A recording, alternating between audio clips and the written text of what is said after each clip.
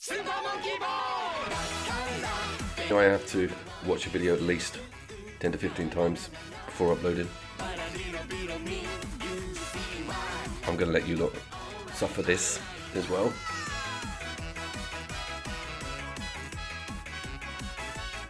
Right, alright, enough mucking about. Super Monkey Ball, love that franchise. Look at it, awesome. You've got bananas, you're going hell for leather around the track, you're tilting it. I can't wait for this to be 2-player. I was so over the moon when I saw it was 2 to 4 player on the store. You know, they're never going to take that core element of Super Monkey Ball, dilute it into a bunch of stuff that's not really constitutes to the base, mini games. 8 of them. Where's Super Monkey Ball? I'm assuming when I bought Super Monkey Ball, I'd get Super Monkey Ball, not 8 mini games. We're back to micro machines again. Yeah, sorry, I'm going a bit fast today. I'm Oscar Cooper. Welcome to another 5 more PS4 Couch Co-op games. Yeah, what the hell? But they are actually really enjoyable. And look at me on the left. I always give the game of my life, but in this particular situation, my risk taking really pays off.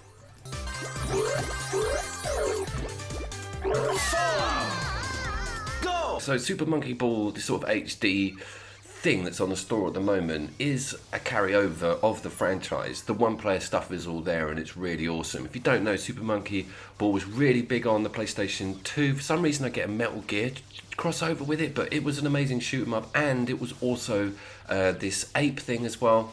You fucked that up, kid. Ape Escape, that's what I meant to say. Blimey. But so yeah, it's got heritage, and it was really cool to see that it was offering up to 4-player. So I was thinking that what they'll do is they'll take the traditional Monkey Ball game format, split it into 4. Yeah, we'll all have our own screen and it'll be like Scribble Scramble all at the same time, knocking each other off the precarious maps. You know what I'm talking about? Amazing. No, there is some split screen stuff. This is like the games you played in 2000s on JavaScript when you were in office getting paid a full-time salary. You can't fire me now, 10 years ago. But yeah, it's not gonna knock you off the sofa, not by any stretch. However, Coop always pulls an however, and it's actually relatively enjoyable because so many of these mini games they're so varied, and I think if you did have 4 people or a bunch of non-gamers, they would straight away understand what's required of them, you see. So it went down quite well on the day. Despite the fact that this is number 5, it was quite popular.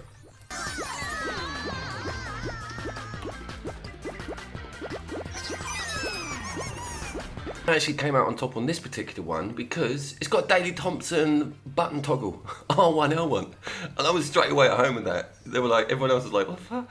What's this button alternation? And I was like, I grew up doing this with the keys, Daley Thompson, what is it, track day. It was amazing. So I understandably excelled at that bit. But there's other stuff that I didn't excel at.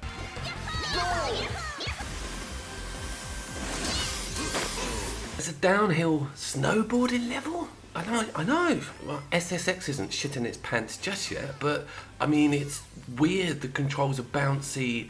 I don't know why they would have bothered. Put the damn base game in this slot. I mean, you can almost see it. The ball and the obstacles, you know? Really wound me up, as you can tell. I'm not going to go lightly. But yeah, we had some other cool modes. There's one at the end that I particularly enjoyed. Final round. Ready? Go!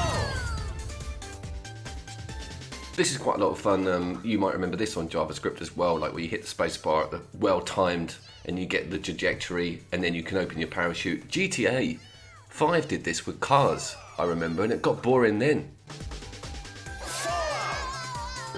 That was it, Whack-A-Mole. The old 200-year-old game of Whack-A-Mole was probably the most satisfying thing for me. So Nintendo has games like this in droves, and we don't really on the PlayStation 4. And of course, this is so accessible for everybody, younger audiences, older audiences. Everybody knows what they need to do. It's very clear, very colourful. So number 5 on the list. Michael, we are looking at one of the reasons the arcade racer list is delayed. Last week it was the damn Crasher game, right? You remember, with the black neon, and now it's this. This needs to go on as well. This is 2-player, 3-player, 4-player, recommended to me by a listener. You're an idiot, Coop. I didn't write down their name. They know who they are. They suggested this and Shapes and Sounds, but I can't That doesn't say that it's 2-player, so can you, you know who you are, can you respond to that comment? Cheers. But wow, wow, Owen Wilson, wow. Seasoned among you will know exactly what you're looking at here. Yes, it is just like Mashed. It doesn't have that damned missile move that maybe they could put that in, but yeah, you're only using one stick and you're only using 2 buttons really, using the X, which is for your boost if you've got it, and you're using your square, which is for your weapon. And look at the cars. So this is what's blown my mind a little bit with the game. The car modeling, the detail on the car modeling and the handling of the cars themselves is absolutely amazing. They really feel like tactile toy cars. Can't quite explain it, but the topple physics and the wobble mechanics on them just makes it A, a joy to watch, but B, even more to play. Look at the little tanks and look how they behave. They're so different when you choose them. They don't have any more armor or anything like that, but the way that they behave is so different to this floaty capsule thing that you can see as well. So there's loads of depth with that, because there isn't much more depth than what you're looking at here. So that's the interesting stuff.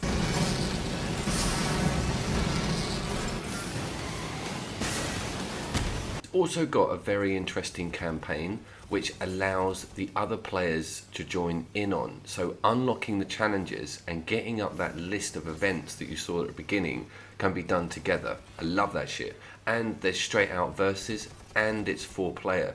So this is where I see the attraction with this game, when everybody on that screen is controlled by somebody, because it is so crazy and there's no death. So if you fall off, you just get zoomed straight back on the track. And it's still giving me new cars to look at on the unlocks, along with characters that come with them. It also throws in some amazing red herrings, like a friggin' great metal lawnmower that's got a horn on it.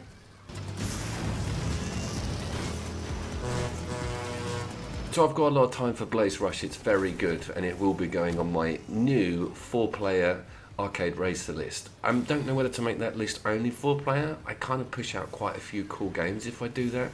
So give me some feedback on that front.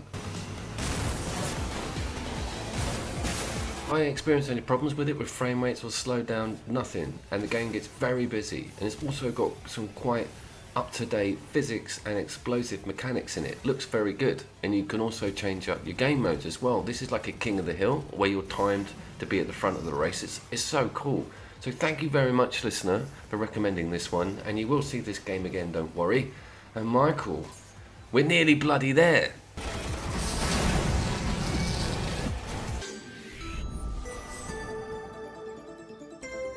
The future is now. Cheers for that, McFly. I smell Slug. Jake, Sean, I bet you guys played this originally. I didn't. If you don't know, Metal Slug is from the Neo Geo, which is a very old and very powerful gaming console that no one could afford, me included. So the whole way through my childhood, I would gleefully look at pictures of the Neo Geo and screenshots from Neo Geo games, but could never ever in my wildest dreams even think about touching one, let alone the 700 quid I think it was in today's money. I don't know how to do the maths, it's probably a hell of a lot more than that. But I digress. This was one of the stars of the platform, along with some really cool fighting games. And that was that intro. That's why the intro is so interesting, because you would always have that synonymous with quality of Neo Geo games. And this is really the epitome of all of that stuff that I go on about on the channel. This is where it was all really birthed. Contra, any of the new tributes, Val Faris, none of them would be around if it wasn't for this. And of course, this is the bumper edition, love using that word, brand new, the newest on the store, and it's currently on discount. And of course, it's 2-player, and it's freaking beautiful.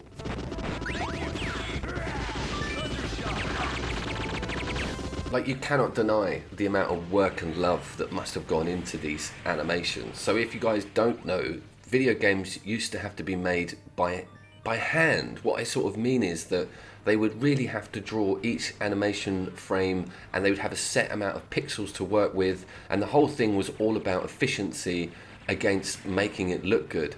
And they struck this amazing middle ground with this game. The explosions and the smoke, there's a tank scene coming up in a second where they even animate the tank. Look at the detail on the little men when they die. They'll sometimes clutch the wound or die slightly differently.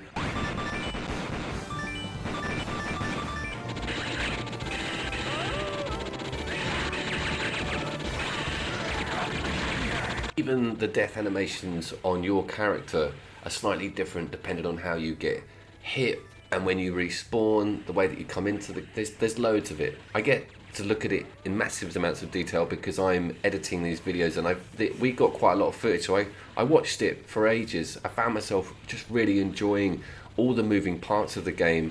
These bosses are amazing, the little segments, and how that tank behaves. It kind of, it's like bendy metal, it's a metal thing that's drawn with so much character that it almost appears organic. That's testament, I think, to some amazing artwork.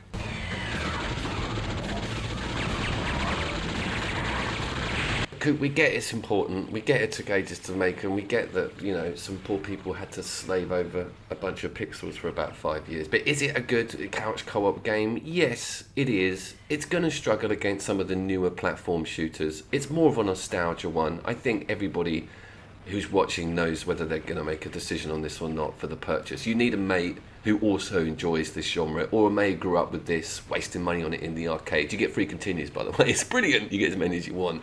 So that is living the dream for me, is playing this as an adult with an old mate, reminiscing about how we could never afford a Neo Geo. The wonderful... He buttered us up for that shock, didn't he? What's this, the 4th appearance of a video game on your YouTube channel? It is, yes, and justified, please, come on. It's platinum, it's been remastered, it's on our systems now, and it's an amazing 2-player game. By the way, I've reviewed it 2-player in detail previously, about 3 weeks ago. Go and have a look, I'll put a link in the description. I love this game on a 2-player level. Even more now, a little confession to make, I don't think I dug deep enough into the 2-player when I did that review. Basically, I was just testing it all and seeing if it ran all right. I wasn't really digging into these different modes, like the mediums and stuff. So they've all got submissions. I did mention that, right? But there's a lot here. There's a hell of a lot here, to be fair. If you've got no idea what you're looking at, go and look at the other video, because I don't have time for people like joking. It's basically a really famous game on the Wii U, it's completely out of the box as well with its method of how on earth it works. You're controlling a group of people, and you draw freehand on screen what weapon you want to use. They've all got their different symbols, and underneath all that there's this amazing platinum game design, like amazing platinum game design. What I want to say is that it's not just a gimmick. So many AAA games, especially the newer ones, tack on a 2-player mode just for a laugh, just so that idiots like me get it and test it and realise that it's a load of bullshit. But that's enough about Micro Machines. This game completely caters for the person that wants to enjoy this with 2 people. Every single thing is there. Nothing is missed out. Even the camera behaves exactly the same. Like, it doesn't take a different angle or try something new. It just keeps it exactly what you're used to. So you can play this on if you finish this game, you can play this on a really high level with somebody and use all of the top end moves. Nothing sort of hinders or stutters, because it's important. The reaction time on these monster counter moves is, the window's tiny. You really need to be on the ball, and it is amazing. I think it's the first game on this list that is true co-op in regards to its communication levels. Like, you need to be talking to your partner all the time to find out what weapon they're going to use. If you're going to queue up a big attack, they need to counter it. I'll break down an amazing situation in a second, just to show you how much planning needs to go into some of the boss battles. It also does really well with giving you a competitive edge with first and second stuff. So this is second on the list, didn't win, should have done, it's damn close, but look at this. The bomb is a slowdown, okay? So he's jumped in the air, I'm getting into my jelly, which is the counter. When he lands, he bounces off me and dies. That was planned, and that's tough, and it paid off, looked good, felt cool. What a game. All your stuff for your unlocks, how you did, the mission times. This one had some caveats with making sure that loads of the people survived. You can see there that I got rewarded for picking up their weapons, using their weapons, etc. I didn't use my Unite gauge. It's mind-blowing how much stuff can be pulled from this 2-player mode. I'm very happy with it. And once you do an area, boom, you get the new one. So Big bits of content to be had in Wonderful 101 on the 2-player mode.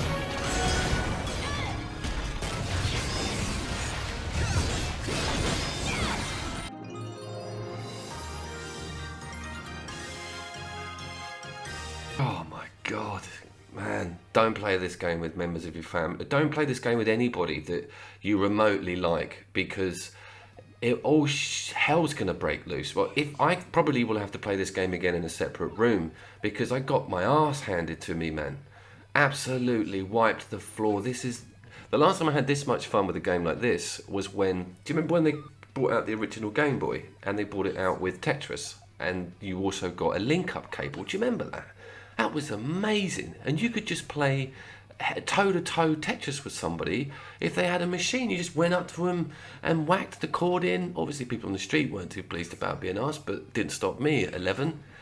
This is where I'm finding that joy. It's a competitive Tetris game that has elements of Candy Crush, that has elements of Columns, or even Dr. Paper Wario, whatever. It's all in there. It's intense. Holy shit, is it intense.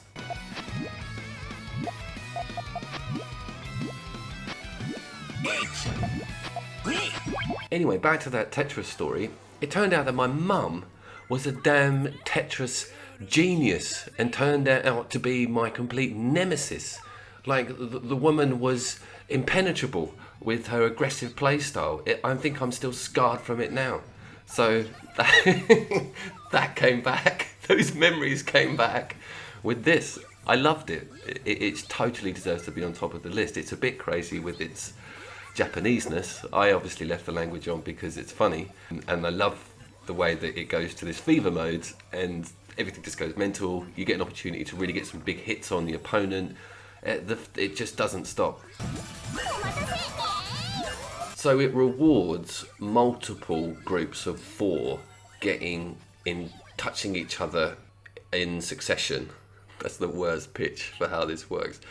So just getting 4 on its own is fine, but you're not going to hurt the other player unless you line them all up and then these grey balls drop in, which turns your game into a freaking nightmare because they can be included in a combo. Now, one of the things that's weird is there's like 14 characters. Now I'm thinking, I didn't notice anything different. Maybe they have different fever windows, but I'm suspicious here why there are so many. Maybe it's just a Japanese thing and they want as many voices as possible. But can someone comment? Because I was convinced that the character I chose is blatantly weaker than everybody else's. That happened over the succession of 16 games, and I was just very unlucky by choosing a weaker character each time. I'm pretty sure that's the reason I lost for the entire day.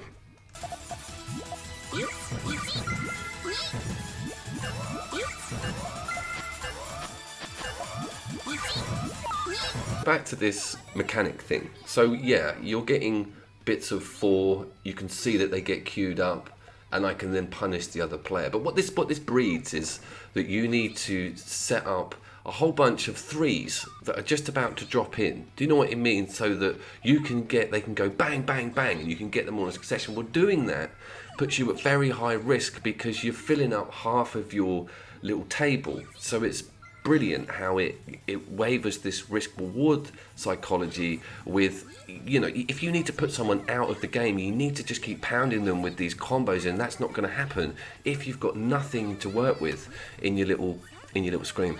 Yeah. So, I think we might be up to the bit where I tell all the headphone users to beware. Because I'll keep scanning the dead!